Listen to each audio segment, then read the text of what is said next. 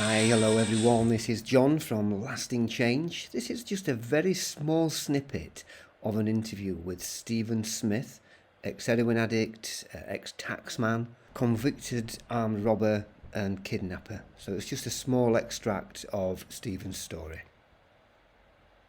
At 15, I thought, wow, this is great. I'm with these guys who are 23, 24. They're a lot older than me, and I'm getting a job now, working on the doors.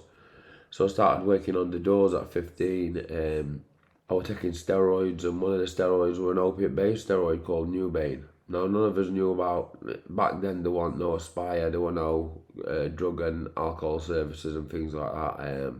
So basically what happened was we were all taking this Nubane as like a pain relief so we could lift even more in the gym. One day the person who were getting it over, I won't use no names, but the person who were importing it, the boat got stopped and basically it got raided, so we couldn't get out hold of it anymore. And one of the older kids who were there, we were all into a detox. None of us understood why, apart from one kid who understood why. So he said, look, I can get something what makes you, I'll take it straight off. So bearing in mind, this is now I'm 16, nearly 17 when this happens. So I'm thinking, well, what is it? We're all really, really poorly. And he come back with some heroin. Now, obviously, we didn't know at the time what this stuff was. We just knew it was this brown powder stuff. And bearing in mind, we'd been taking the Nubane intravenously and intramuscular because it was steroid, it was an opiate-based steroid, but there were a kicker to it that you could take it intravenously and it give you this buzz. So there were like maybe 11 of us in this room. We were all cold taking, and he come back with this stuff, and like 5 or 6 of them were like, no way, no, it doesn't matter, I'm not bothering taking that, and they left. And the others of us stayed because I didn't want to feel like that. I didn't like it. I didn't like the feeling. I like it was horrible. So my very first experience with heroin was in this guy's living room. Sat down in a chair, and he'd made 6 syringes of heroin for everybody who was sat there. And we all paid his money into it, which were £10 each at the time. And all of a sudden I had this stuff, and the very first hit is the hit that you never forget, and that's the reason you carry on doing it, because you're always chasing that hit. So when I had it, it took all my aches and pains, it took my leg sweats, everything, it took everything off. But it was such a buzz that it was like, wow, this stuff is like, what is this stuff? I remember like falling asleep in his chair, so that there on started my addiction to heroin. Can I just ask you, Stephen, you talked this about when you were 15, 16. Yeah. What were your younger life like? My younger life were really good up until the age of 10. I loved school. I loved going to New Village School. I loved it. I excelled in everything in New Village School. And then when we were 10, my mum and dad, because my mum didn't really have anybody to talk to, and my mum was my rock. My mum was everything to me. She was absolutely everything to me.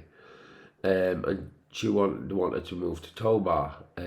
So we were moving from Victoria Road to Towbar, which she asked us all, and none of us wanted to go, but we all agreed in the bedroom that we were going to say yeah for the sake of his mum, because she'd not had a very good life.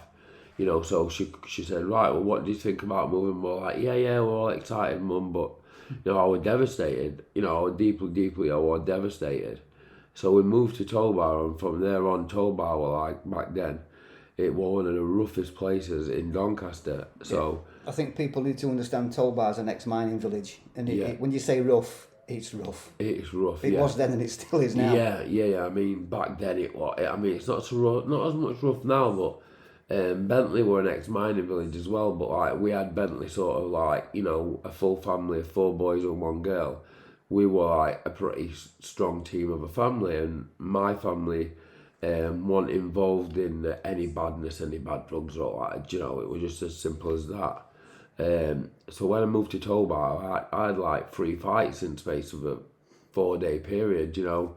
Like I had to fight my way, but luckily enough I was 6'3", I was a big old lump. So then I got my best pal, who were at the time Michael Whitehead and Simon Greaves. They helped. They like, you know, we all stuck together, and that were it. Then we were solid, but becoming solid with these guys, they like Towbar School was nothing like New Village.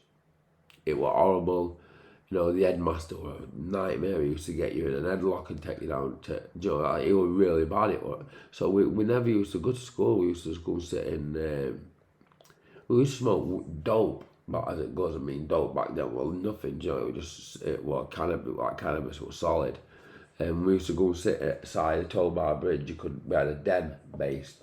So on the top of the bridge, if you're driving out, just get to the top, and just as you're going down into Towbar, at the side in the edge there, I've tried to get into it to see what it's like, but I can't get into it. It's all bushed up now. But we had a really good den there. We had a sheet over so no one could see us, and we had like a little campfire thing. So Simon Greaves was so intricate with the things that he did that he got this coal light but didn't have no smoke. So it was like that coalless, that smokeless coal. So we had like no smoke coming from us, so we kept warm.